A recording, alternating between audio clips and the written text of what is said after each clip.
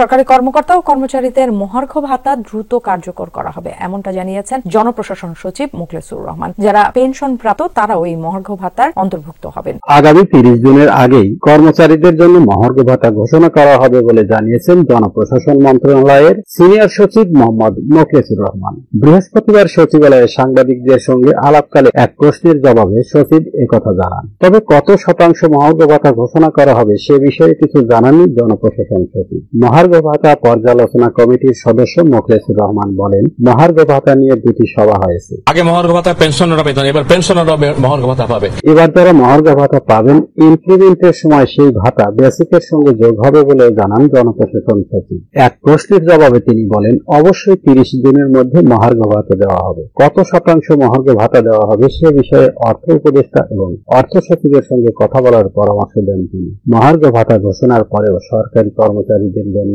বর্তমানে চালু থাকা 5% হারে প্রণোদনা অব্যাহত থাকবে কিনা সে বিষয়ে কোনো তথ্য জানাতে পারেননি জনপ্রশাসন সচিব। তিনি বলেন, অনুমান করে এটা বলা ঠিক নয়, আপনারা অর্থ উপদেষ্টা এবং অর্থ সচিবের সঙ্গে কথা বলতে পারেন।